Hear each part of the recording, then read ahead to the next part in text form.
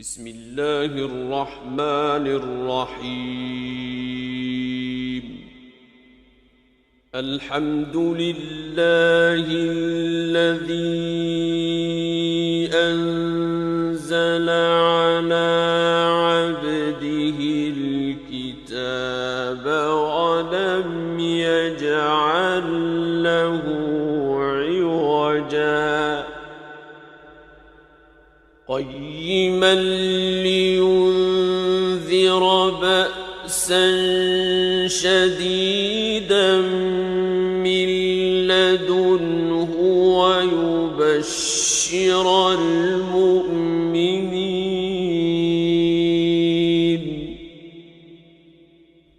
ويبشر المؤمنين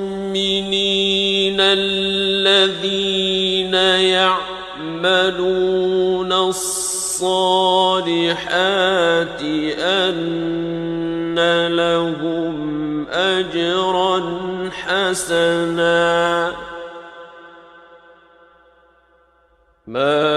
ماكثين فيه أبدا وينذر الذين قالوا اتخذ الله ولدا ما لهم به من علم ولا لآبائهم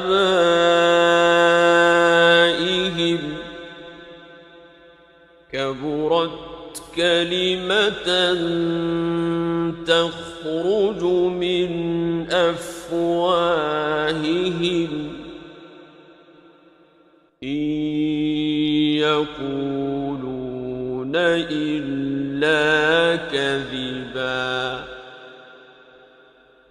فلعلك باخع نفسك على آثارهم إن لم يؤمنوا بهذا الحديث أسفا إنا جعلنا ما على الأرض زينة لها لنبلوهم أيهم أحسن عملا وإنا لجاعلون ما عليها صعيدا جرزا أم حسبت أن أصحاب الكهف والرقيم كانوا من آياتنا عجبا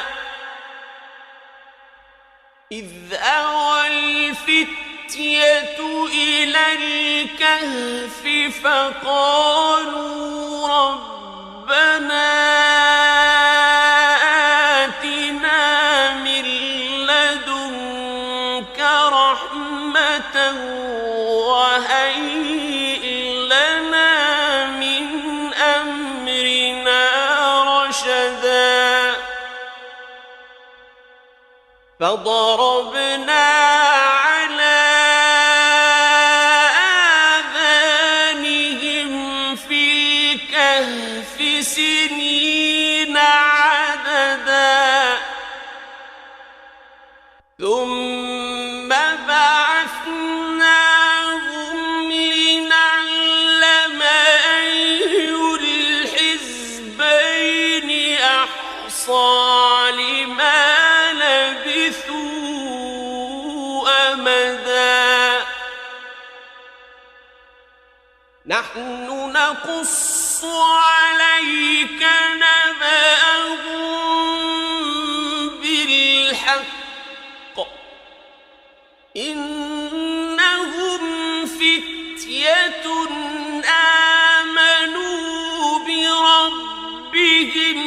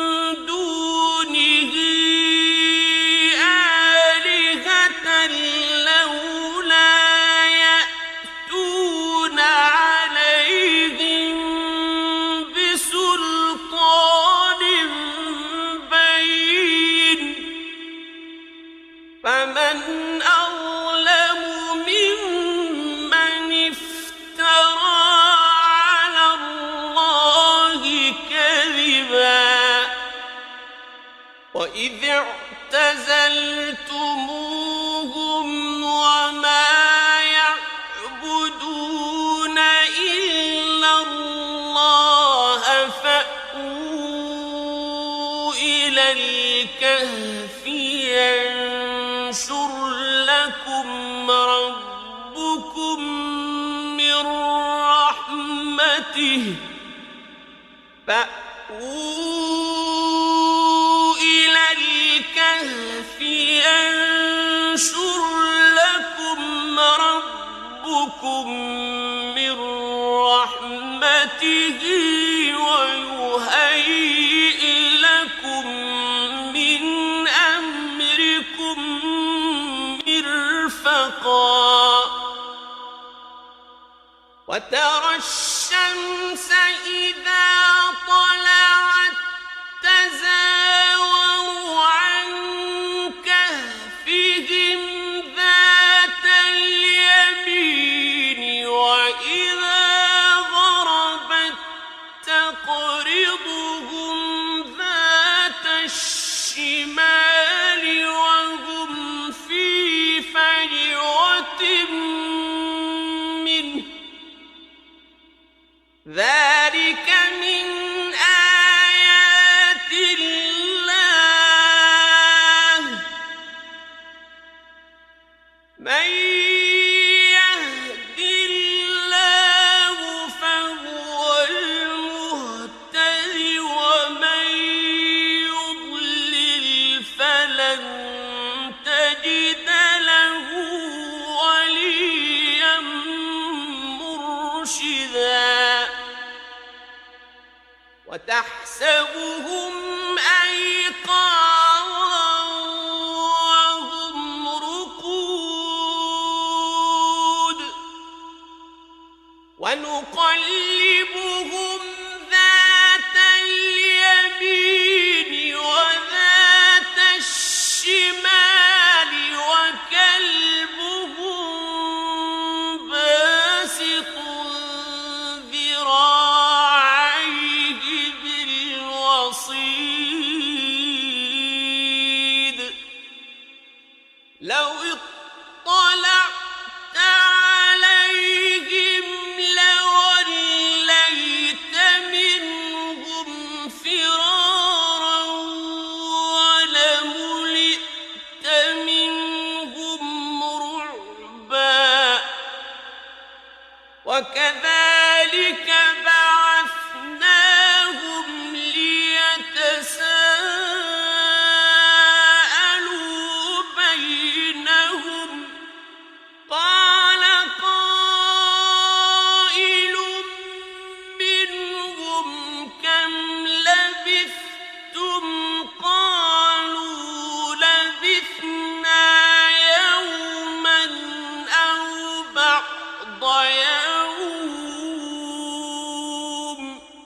قالوا ربكم أعلم بما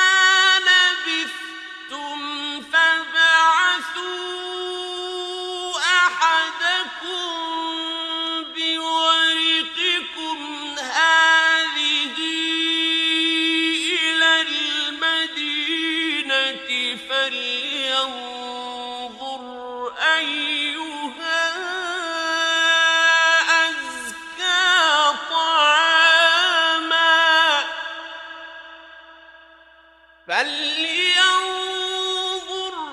أيها أزكى طعاما فليأتكم برزق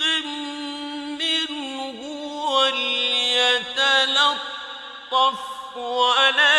يشعرن بكم أحدا إنهم إن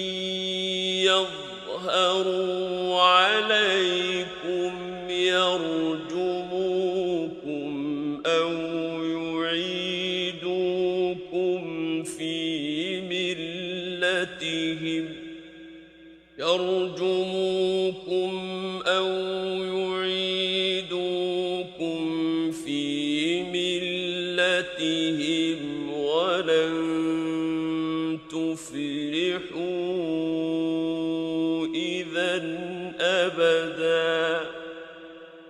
وكذلك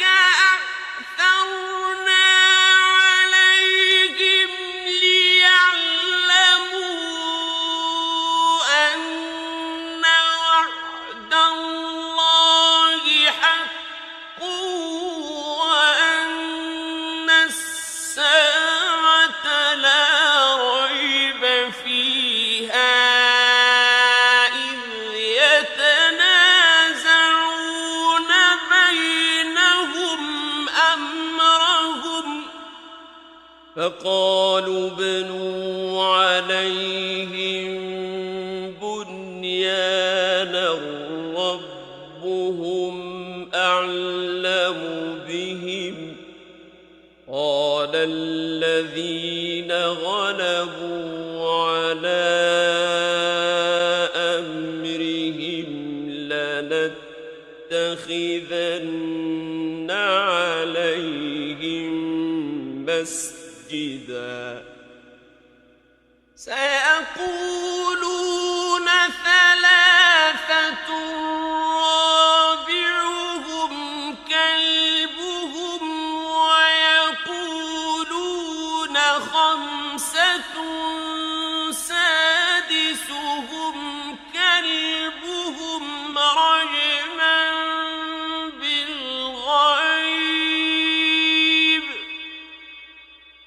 رجما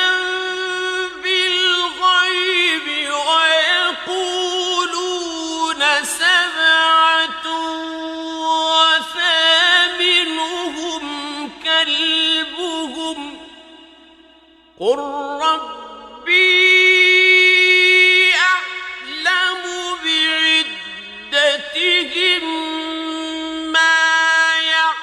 يعلمهم إلا قليل فلا تمار فيهم إلا مراء ظاهرا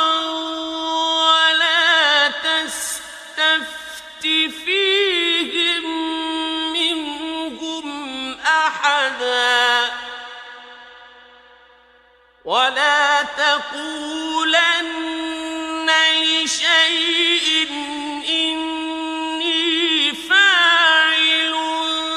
ذلك غدا إلا أن يشاء الله واذكر ربك إذا نسيت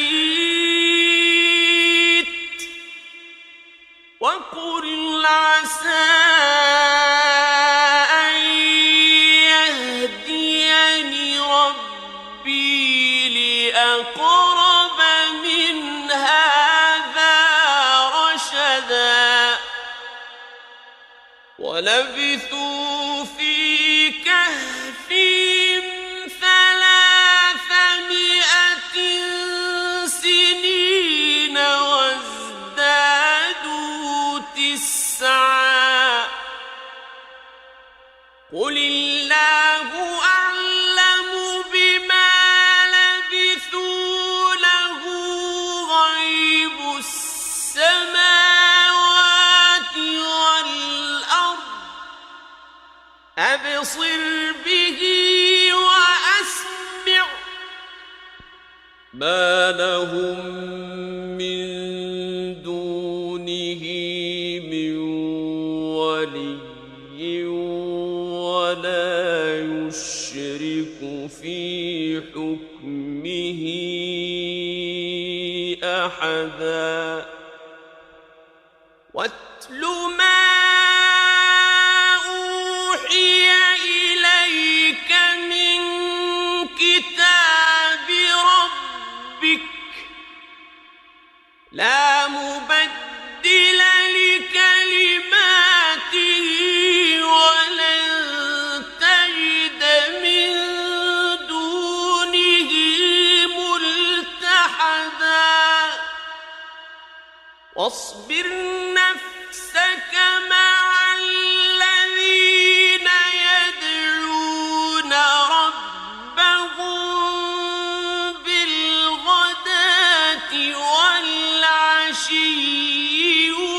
يريدون وجهه ولا تعد عيناك عنهم تريد زينة الحياة الدنيا ولا تطع من أغفلنا قلبه عن ذكرنا واتبع هواه وكان أمره فرطا وقل الحق من ربكم فمن شاء فليؤمن ومن شاء فليكفر إنا أعتدنا للظالمين نارا أحاط بهم سرادقها وإن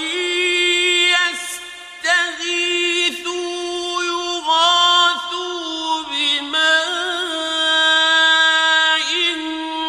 كالمهل يشوي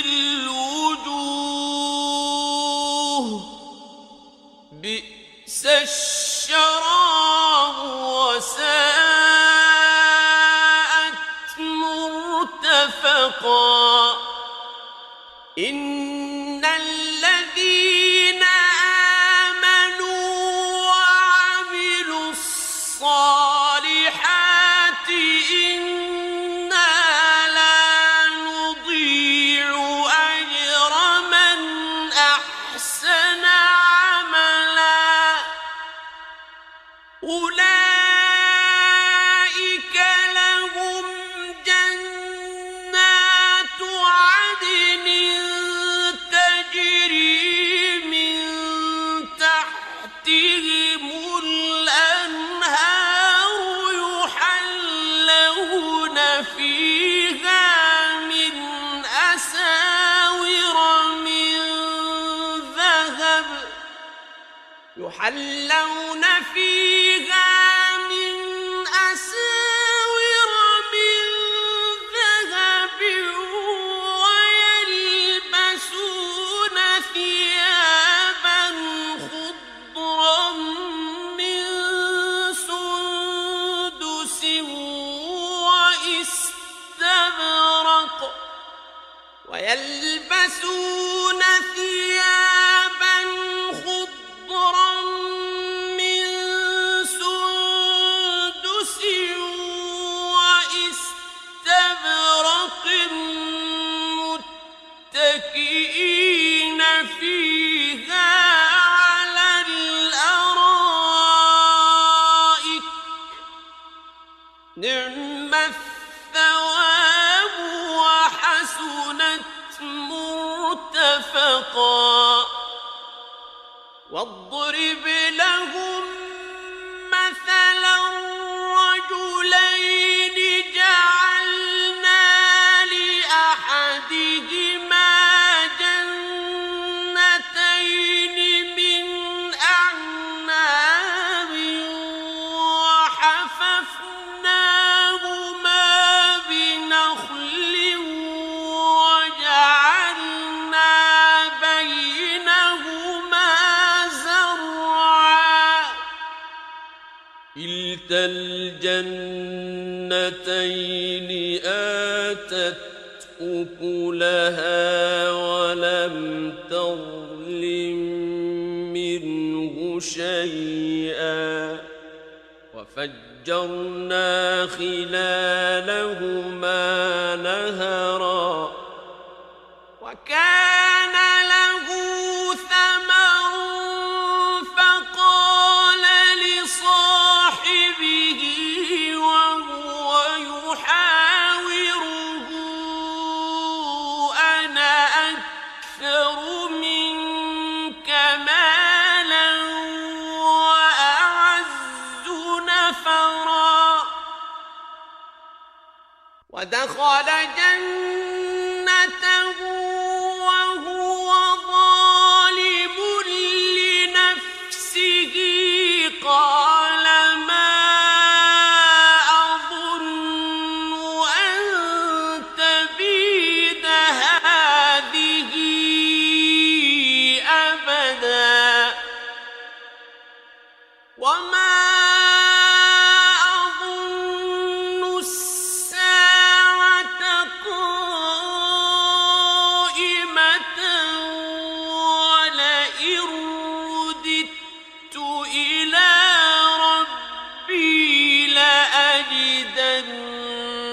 خيرا منها منقلبا قال له صاحبه وهو يحاوره أكفرت بالذي خلقك من تراب ثم من ثم سواك رجلا لكن هو الله ربي ولا أشرك بربي أحدا ولولا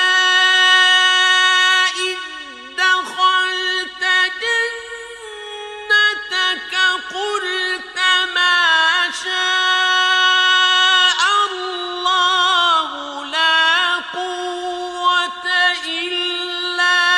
بالله إن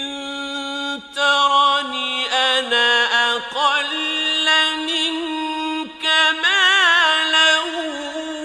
وولدا فعسى ربي أن يؤتيني خيرا من جنتك ويرسل عليها حسبانا من السماء فتصبح صعيدا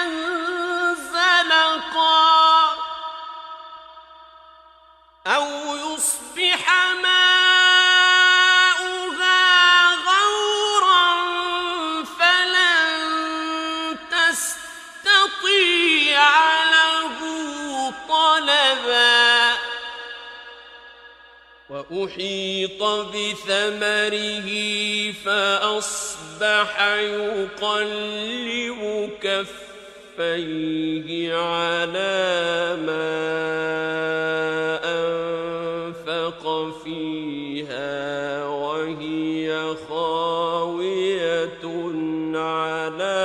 عروشها فأصبح يقلب كفيه على ما أنفق فيها وهي خاوية على عروشها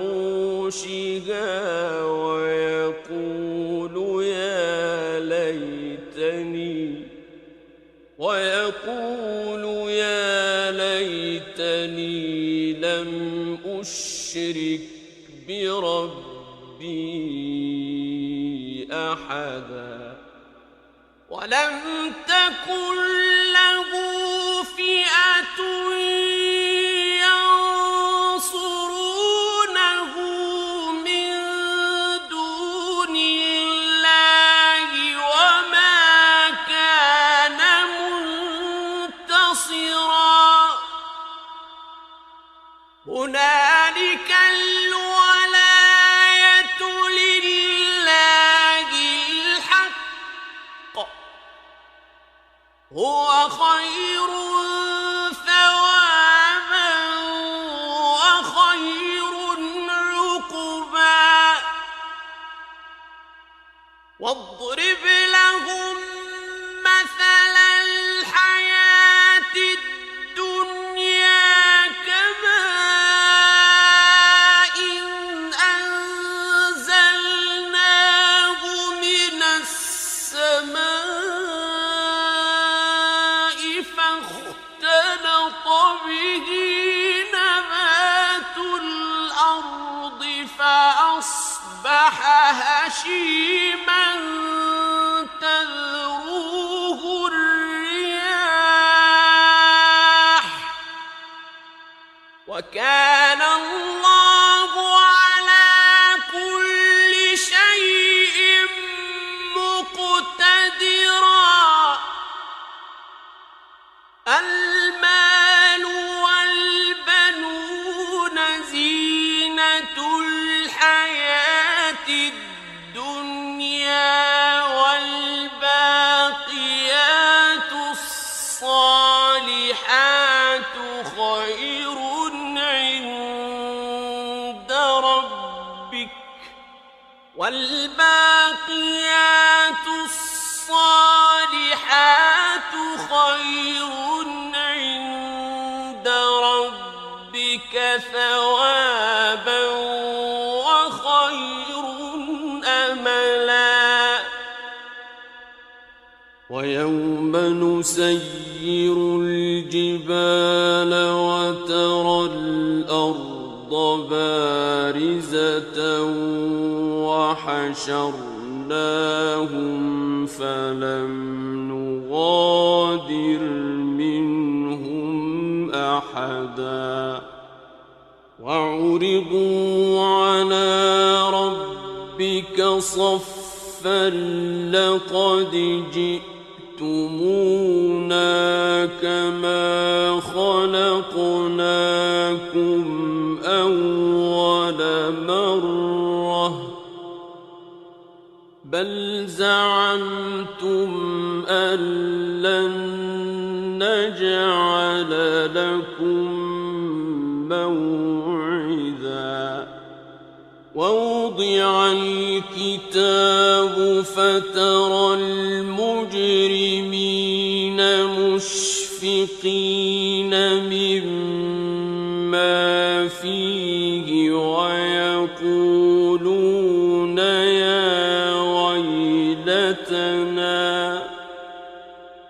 ويقولون يا ويلتنا ما لهذا الكتاب لا يغادر صغيرة ولا كبيرة إلا أحصاها ووجدوا ما عملوا حاضرا ولا يظلم ربك أحدا وإذ قلنا للملائكة اسجدوا لآدم فسجدوا إلا إبليس كان من الجن ففسق عن أمر ربه أفتتخذونه وذريته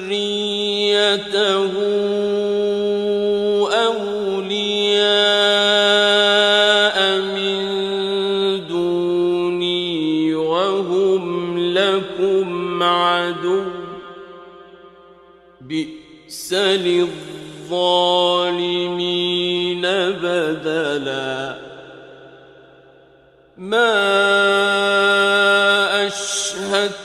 أشهدتهم خلق السماوات والأرض ولا خلق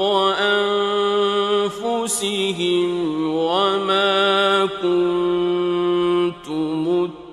متخذ المضلين عضدا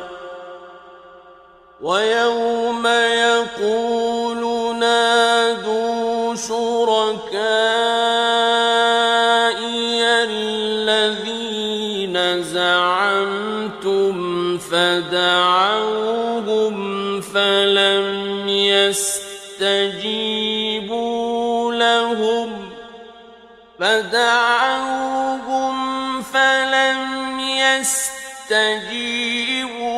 لهم وجعلنا بينهم موبقا ورأى المجرمون النار فظنوا أنهم مواقعوها ولم يجدوا عنها مصرفا ولقد صرفنا في هذا القرآن للناس من كل مثل وكان الإنسان أكثر شيء جدلا وما منع الناس أن يؤمنوا إذ جاءهم الهدى ويستغفروا ربهم إلا أن تأتيهم سنة الأولين إلا أن تأتيهم سنة الأولين أو يأتيهم العذاب قبلا وما نرسل المرسلين إلا مبشرين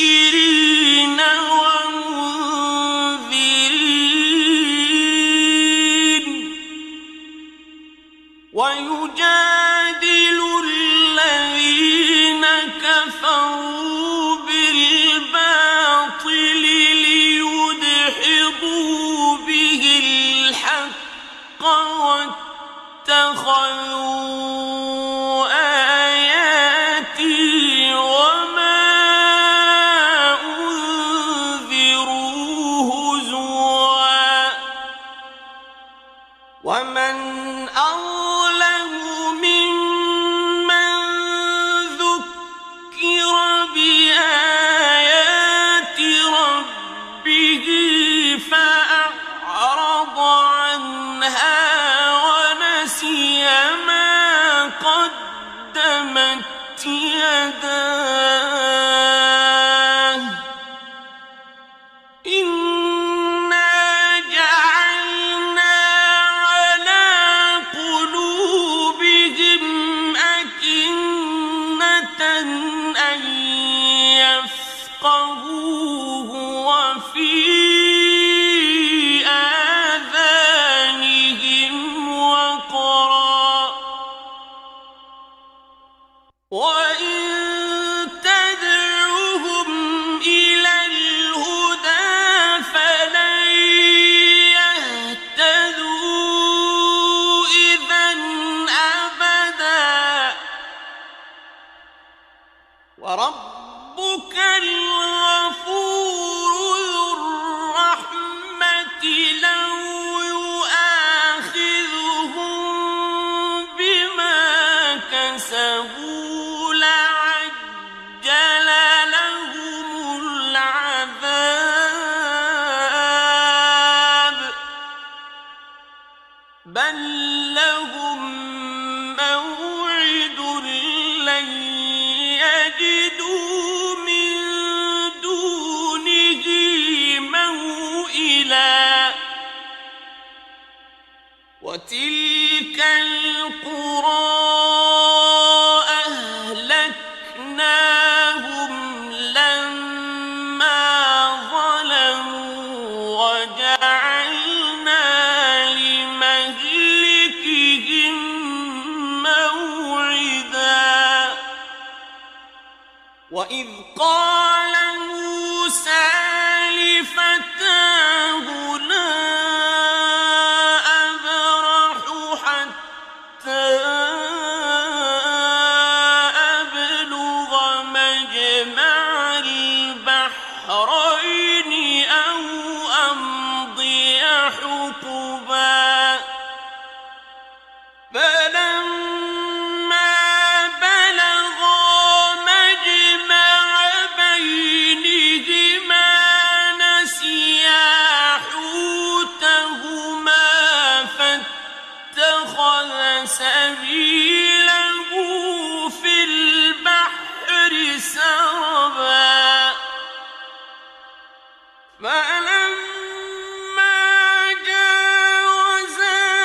قال لفتاه آتنا غداءنا لقد لقينا من سفرنا هذا نصبا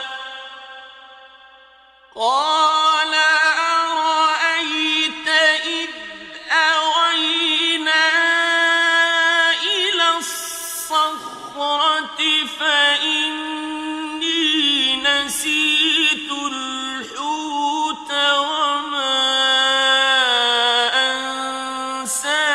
أنسانيه إلا الشيطان أن أذكره واتخذ سبيله في البحر عجبا قال ذلك ما كنا نبغ فارتدا على آثارهما قصصا فوجدا عبدا من عبادنا آتيناه رحمة من عندنا وعلمناه من لدنا علما قال له موسى هل أتبعك على أن تعلمني مما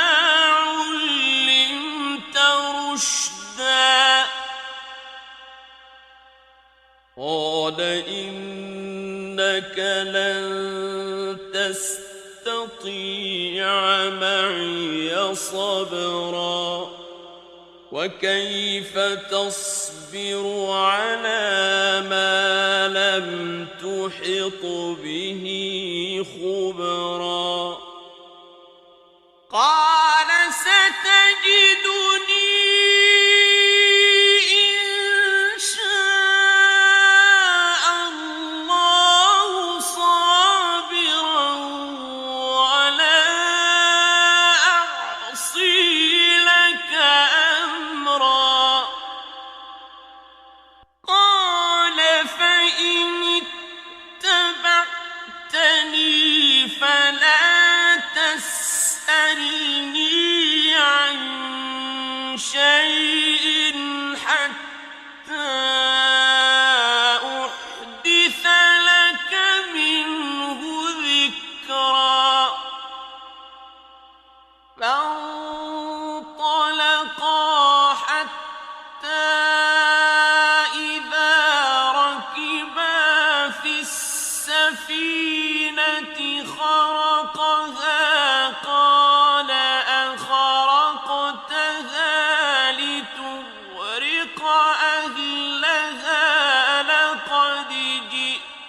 شيئا إمرا قال ألم أقل إنك لن تستطيع معي صبرا قال لا تؤاخذني بما نسيت ولا ترهقني من أمري عسرا فانطلقا حتى إذا لقيا غلاما فقتله قال أقتلت نفسا زكية بغير نفس لقد جئت شيئا نكرا قال ألم أقل لك إنك لن تستطيع معي صبرا قال إن سألتك عن شيء بعدها فلا تصاحبني قد بلغت من لدني عذرا فانطلقا حتى إذا أتيا أهل قرية استطعما أهلها فأبوا أن يضيفوهما فوجدا فيها جدارا يريد أن ينقض فأقامه قال لو شئت لاتخذت عليه أجرا قال هذا فراق بيني وبينك سأنبئك بتأويل ما لم تستطع عليه صبرا أما السفينة فكانت لمساكين يعملون في البحر فأردت أن أعيبها وكان وراءهم ملك يأخذ كل سفينة غصبا وأما الغلام فكان أبواه مؤمنين فخشينا أن يرهقهما طغيانا وكفرا فأردنا أن يبدلهما ربهما خيرا منه زكاة وأقرب رحما وأما الجدار فكان لغلامين يتيمين في المدينة وكان تحته كنز لهما وكان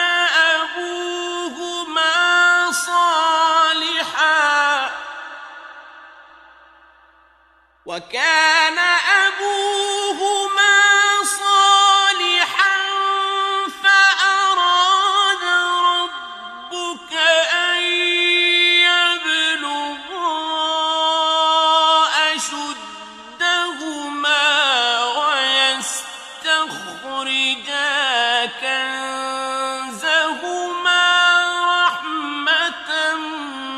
من ربك وما فعلته عن أمري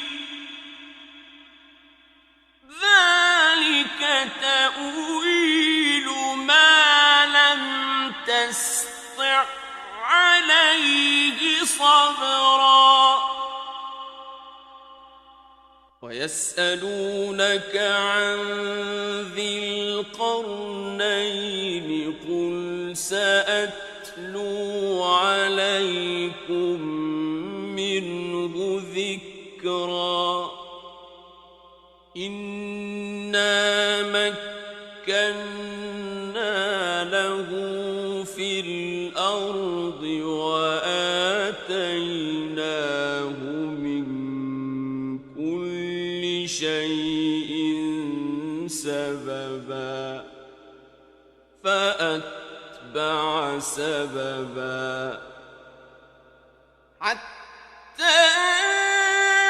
إذا بلغ مغرب الشمس وجدها تغرب في عين حمئة ووجد عندها قوما قلنا يا ذا القرنين إما أن تعذب وإما أن تتخذ فيهم حسنا قال أما من ظلم فسوف نعذبه ثم يرد إلى ربه فيعذبه عذابا نكرا وأما من آمن وعمل صالحا فله جزاء الحسنى وسنقول له من أمرنا يسرا ثم أتبع سببا حتى إذا بلغ مطلع الشمس وجدها تطلع على قوم لم نجعل لهم من دونها سترا كذلك وقد أحطنا بما لديه خبرا ثم أتبع سببا حتى إذا بلغ بين السدين وجد من دونهما قوما لا يكادون يفقهون قولا قالوا يا ذا القرنين إن يأجوج ومأجوج مفسدون في الأرض فهل نجعل لك خرجا على أن تجعل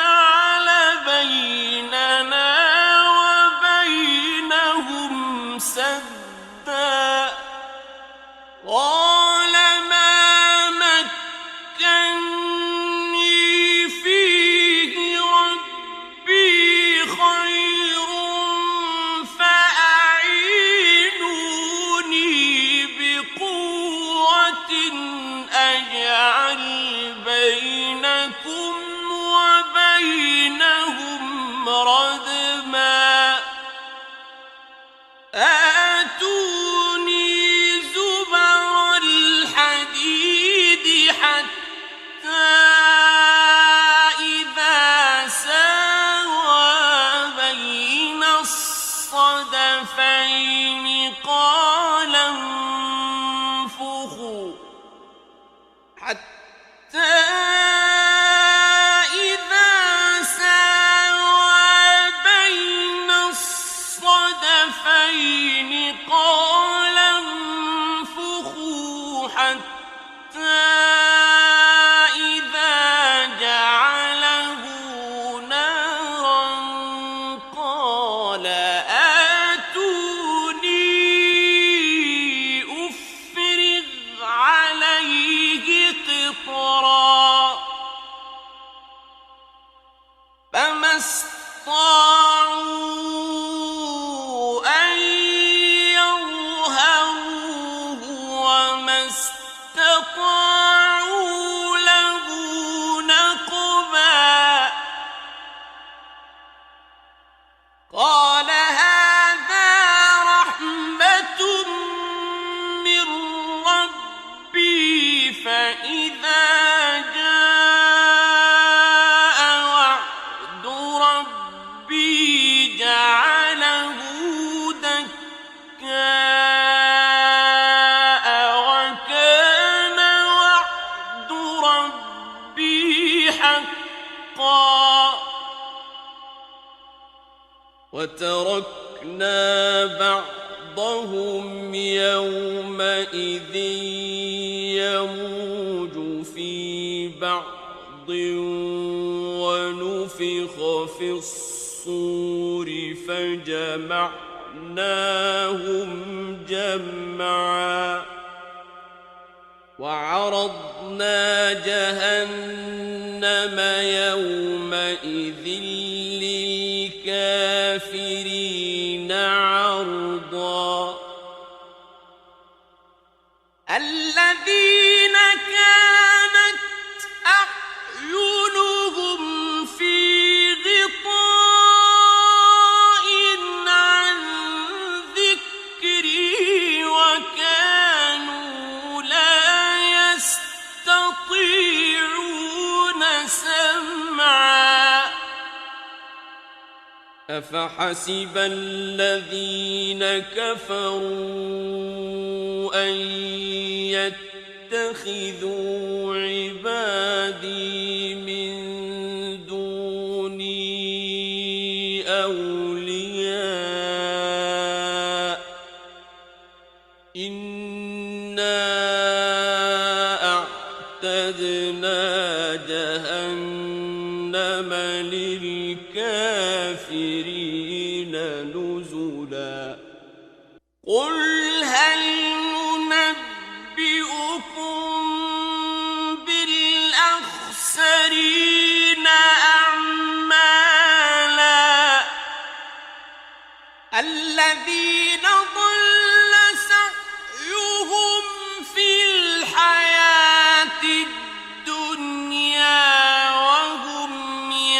يحسبون أنهم يحسنون صنعا أولئك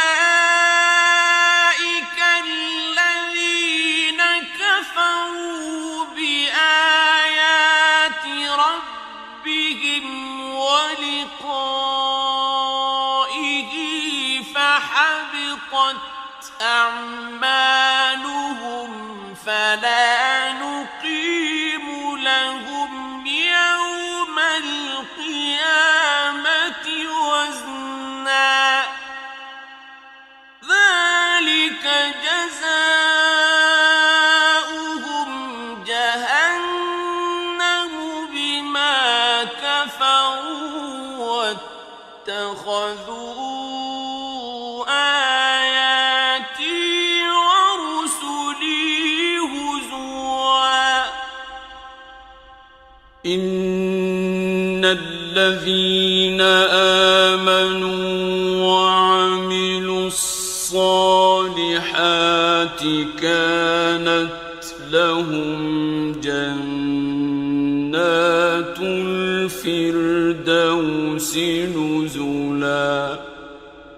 خالدين فيها لا يبغون عنها لا حولا